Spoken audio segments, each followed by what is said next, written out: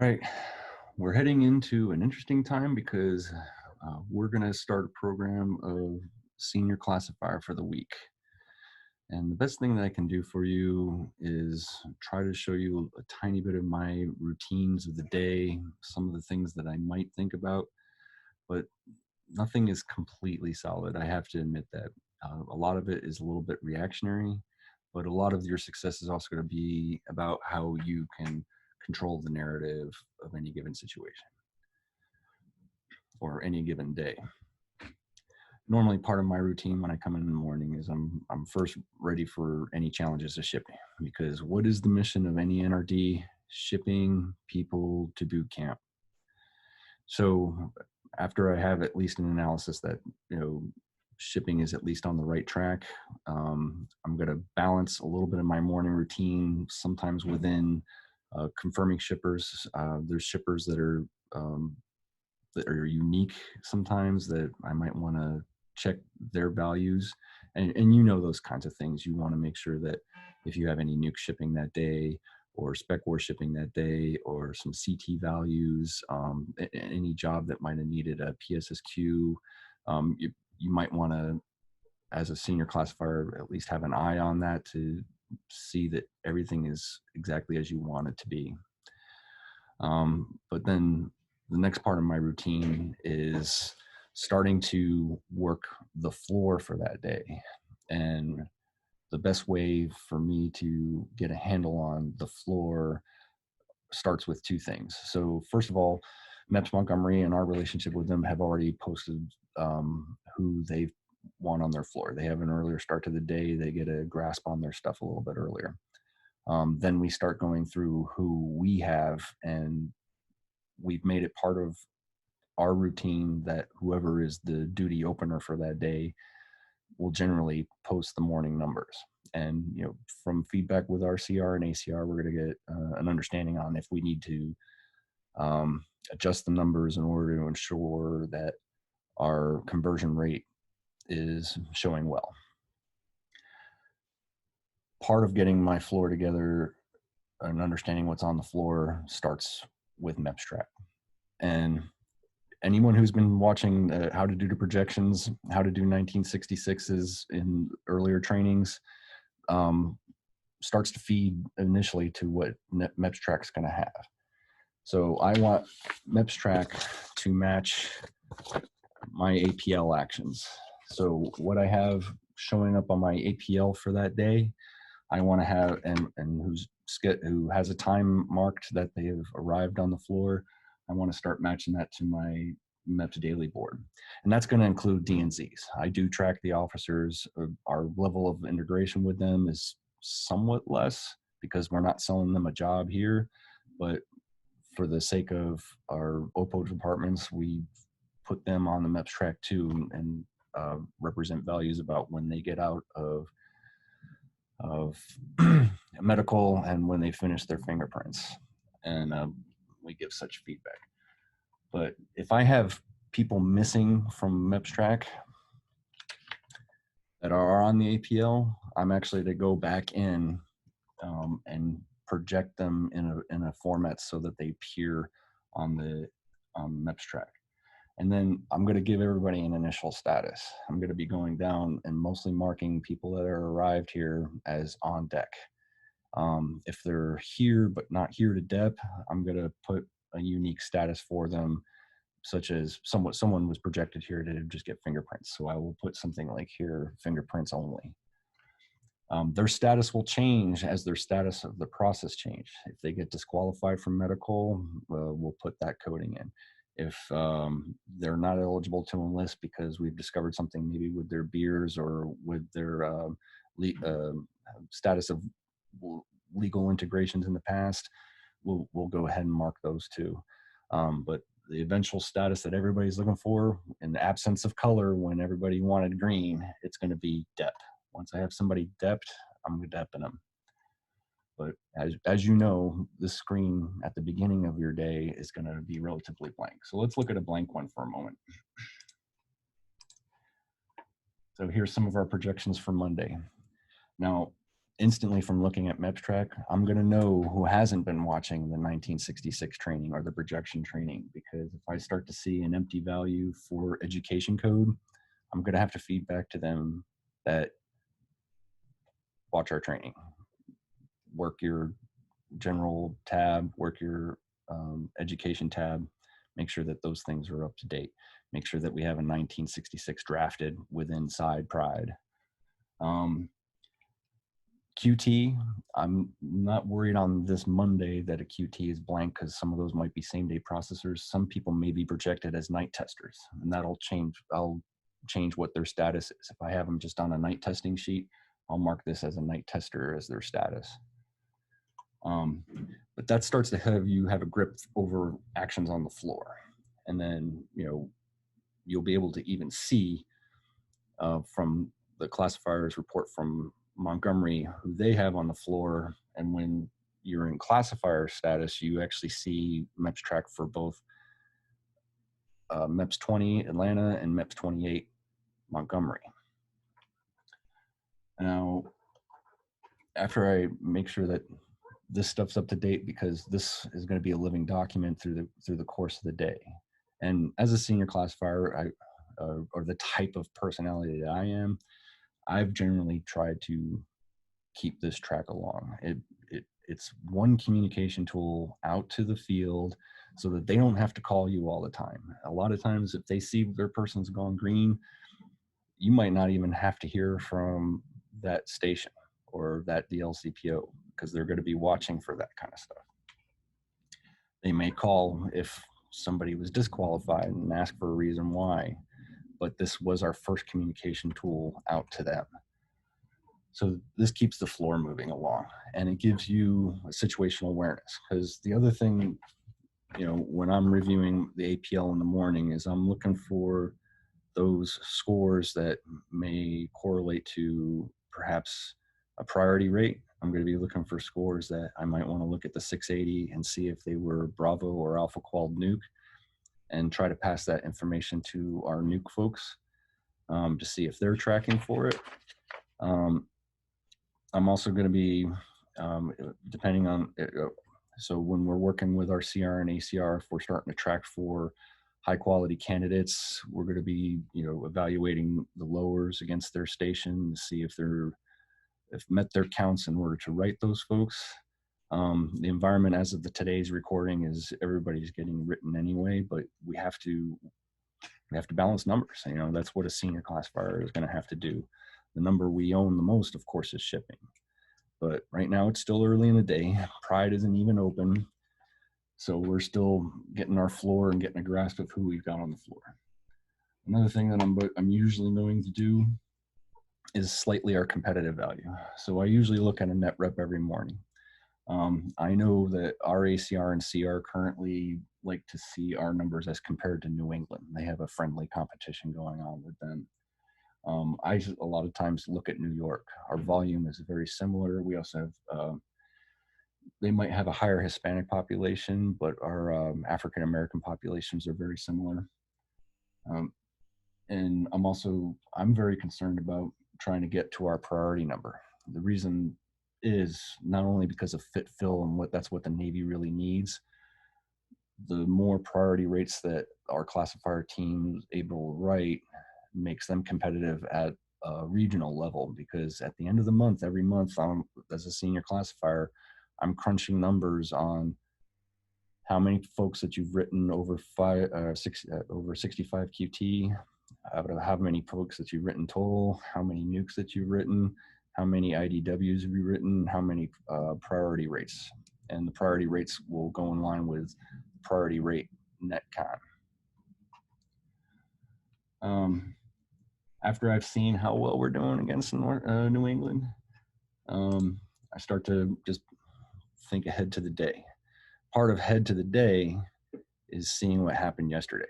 This is the point where you're going to want to pull your sold list from the previous day and your unsold list from the previous day. Seeing the battle rhythm for the spec war shops.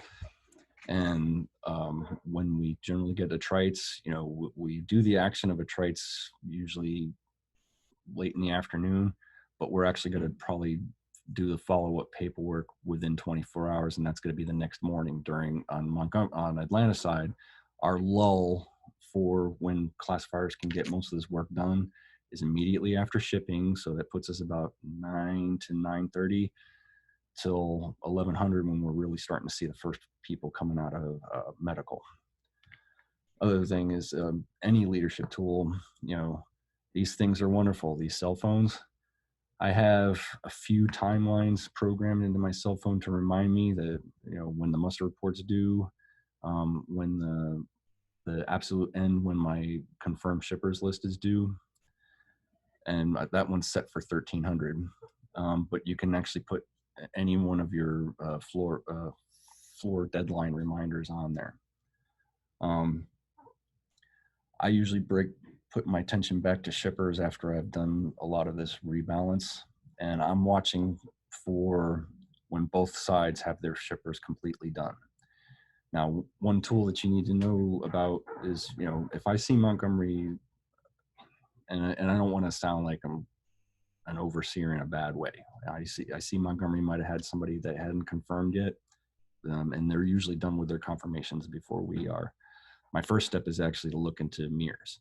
And this is a good tool for you all to know that even if you have courtesy shippers, you can still go into mirrors, look at the 680 and see first if they've showed up to medical. And second, if there's a session data, that means they've already passed through the point where they're supposed to be confirmed. So if I'm seeing a session data and they're still not confirmed, number one, with courtesy shippers, I'm going to just confirm them. And the reason is because they sometimes don't even realize to confirm them. It doesn't make any sense, but they sometimes don't even realize it.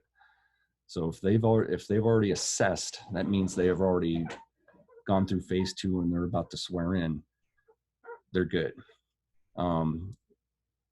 The only thing is, an example is last Thursday, there was somebody left on Montgomery. I just gave them a friendly, hey, how is this person good? And they had a legitimate thing where they wanted to make sure that their enlistment bonus values were up and correct before they confirmed. And then that was good. Once I have a shipping report that is free of unconfirmed shippers, I'll check the values on the OOC. Most times the OOCs will be Monday specific, but they could be any part of the week. And then I'll check my in-cycle, and that way I can get my count. Once I have my count, I'm going to send to the leadership group shippers confirmed and what the total number is. And then I actually send another note usually to Raquel, our statistician, that shippers are fully confirmed and what the count was. Now, days moving along, sometimes it's part of reactionary stuff. So we've already gone through shippers. We've already gone through the numbers that go up to the EPO morning report at region. We've already updated MEPs Track. And we've already looked at our net rep. I've already looked at our sold and unsold. And remember, we're trying to capture the things that we didn't see before. And this environment too, with the COVID rollouts, looking at the sold report again is so much of a higher value because I'm already thinking about what the field should need to know. So as you know, we've been running a spreadsheet that shows anyone that was in May and anyone who was rolled out, we have a date for them. And I've been trying to do an extra courtesy too on Fridays after a lot of the moves happened that impacted the next week. I give them at least a fresh shipping report for that next week so they can start to feel a little more solid about what's available. We've already, my phone told me when the muster report was done, or make sure that it was done, and then we have our confirmed shipper report. Now, this is when we start getting to a point where, a good senior classifier understands a little bit of the role of the MILPO, a little bit of the role of the EPDS, a little bit of the role of the processors, and certainly as a senior classifier, they should know how to classify. And a lot of times what I do is I try to fit my role into what is needed on my floor at the time. whether it's support to the processing guys, sometimes doing a tiny bit of scheduling in order to not only keep sharp on how scheduling goes, but to try to find methods of where to improve the process. Hence the reason why we developed the training for this is how you do projections from the field. And then I might start to think of less unique things, maybe reports to find out how many people are scheduled for LRPs that might not have finished out. I'm going to be looking for things like sometimes program eligibility. I've done a report for 17 YOs to try to make sure that they're matched up. And by the way, I got to put some massive thanks out to Y1 Christopher. Very recently, after we've rolled out most of our 17 YOs, they finally did approve a list of how many months prior a certain rate can go from turning 18. Still use caution if anyone out in the field is watching this. You probably know that your applicant might want to stick around until they turn at least 18. But there is a certain value, depending on the length of their school, that they can still leave before turning 18, more than just the 8 weeks prior to turning their 18th birthday. If you want to understand why the 17 YO thing is very critical, is that no one under the age of 18 could have orders to a warship or deployment while being 17. They just can't. So if you have a short school, like even our airman packs and stuff like that, airman packs, by the time they're in boot camp, they get their first set of orders, it's already taken them to a ship. Well, if you're 17, you cannot be under orders to a ship. That is in violation of international law. And forgive me for saying at all. I'm working through the day, and a lot of being a good classifier, and I shall turn this now, get that less orangey color. Part of being a good classifier, too, besides understanding the roles of everybody and engage that way and trying to find the right jobs for folks, it's once again getting a grip on running your own narrative. But a lot of times we realize that we're working in a reactionary area. Now, we work directly for the EPDS by authority, but part of being a good senior classifier is developing a cooperative relationship with the CR and the ACR, because we're both here to support the same mission.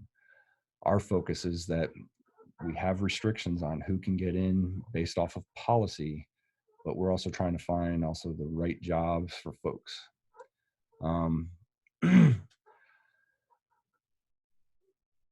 I really love the teams that we got going on here in Atlanta and Montgomery. Montgomery, the processors have a great expectation of what they want for a good kit.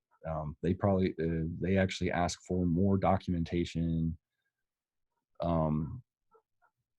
to be loaded into Pride than even our side does. And we actually have to try to mirror that up, that we should get the same amount that they get.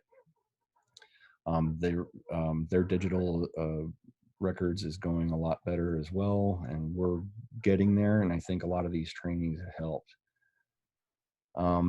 The thing that is a drag about being senior classifier is that you're one of the first calls from the ACR, you're one of the first calls from the ACR, you're dealing with phone calls from the DLCPOs, and you have the positional authority of being the senior classifier to try to negotiate that. And I like thinking that being a good senior classifier is trying to find the answer that gets to yes. It's just that sometimes the environment, depending on limits on jobs, the answer might still wind up being no, or it's going to wind up being a compromise that is not always the most favorable. But if the member has to choose between when they want to leave or a job that they want to leave as, they're going to have to make those choices, and those are choices based on the fit fill type values. So there's some critical thinking involved, especially when we get to push pulls that involve more than just the two push pulls, and you have to negotiate those. Having a good relationship with the region classifier and having a good relationship with the LPO and DLCPO up at Pride are also common values to making a successful classifier. The only other things that I can say that my routine is that in my stages of the day, I gave you the early morning, and then we have shipping, and then I have the time where I can think that if the processors need the most help, otherwise I'm just moving along with MEPs Track, or if the schedulers need some help, then maybe I can take a burden off by, either checking in testers or even scheduling testers. And then late afternoon is when we start to get the time where do we have to talk with the the DEPCO on waivers that are moving that we hadn't received yet, continuing with processing as the people get out of medical to just get the med profiles up, and then helping with classification overall. Now, I've been trying to step back a little bit from that to allow people have their chance to succeed, especially when succeeding well, it starts to sharpen the muscles about how to classify swiftly when we get to a crunch time. I'll say the black period of time for all of us is still from about 1500 to the last 1600, because that's when the surge is going to happen on a daily basis. So any additional phone calls is always going to be difficult, but as a good senior classifier, hopefully you can run interference on taking some of those calls up. Now, I know this sounds like mostly talking on the Atlanta side environment. Well, that's where I work, the Atlanta side environment.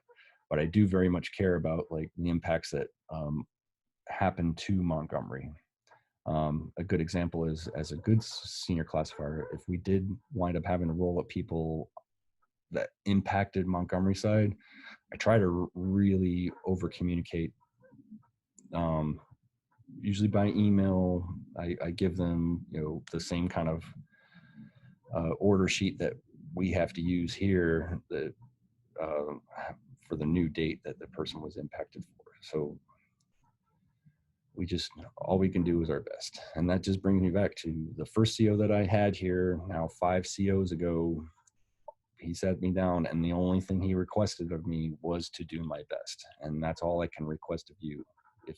As you successfully navigate your senior classifier of the week, all I can ask of you is to do your best. And I thank you for trying to take this opportunity on, because a chance to see the value from what I have, because I am eventually will retire, and someone is going to wind up being a senior classifier, and you should have a taste of what it's like. So that was my best for best practices of a senior classifier. I wish you all the best when you have your chance in the chamber. I will still be close by for questions, absolutely. But do it well.